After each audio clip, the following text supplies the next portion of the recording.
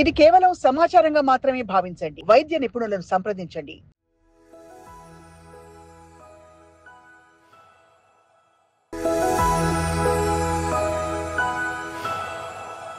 మునగాకు కూడా చాలా గొప్ప గుణాలు ఉన్నాయి. సూపర్ ఫుడ్ అయిపోయింది. అవును.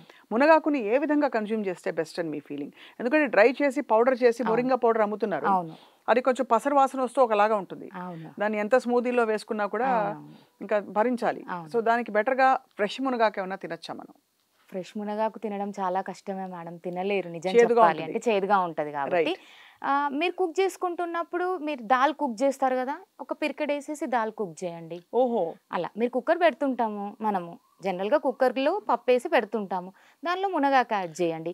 రైస్ కుక్ చేస్తుంటారు మీరు, రైస్ కుక్ చేస్తున్నప్పుడు రైస్తో పాటు కొంచెం యాడ్ చేయండి. దాని చేదు పోతుంది, కుక్ అవుతుంది, మనకు కావాల్సిన గుణాలు వచ్చే ఛాన్సెస్ ఎక్కువగా ఉంటాయి. అంటే ఏం కాదు ఏం కాదు.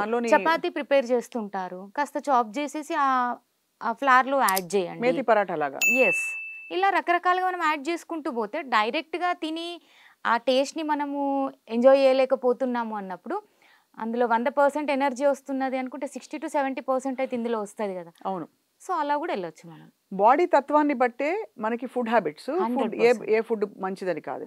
బట్ బేసిక్గా ఒక హాలిస్టిక్ న్యూట్రిషనిస్ట్గా మీరు ఏ ధాన్యాలని ఎక్కువ మీరు ప్రమోట్ చేస్తారు? ఉదాహరణకి చపాతీలు బెటర్ అంటారా, రైస్ బెటర్ అంటారా, brown rice, red rice, black rice ఈ కేటగిరీ బెటరా, చిరుధాన్యాలు బెటరా, రవ్వ బెటరా, డలియా అంటారు కొంతమంది డయాబెటిక్స్ ఉన్నవాళ్ళు, ఇది ఒకప్పుడు తినేవాళ్ళు. మీరు ఏది రికమెండ్ చేస్తారు? అన్ని బెటరే అంటాను.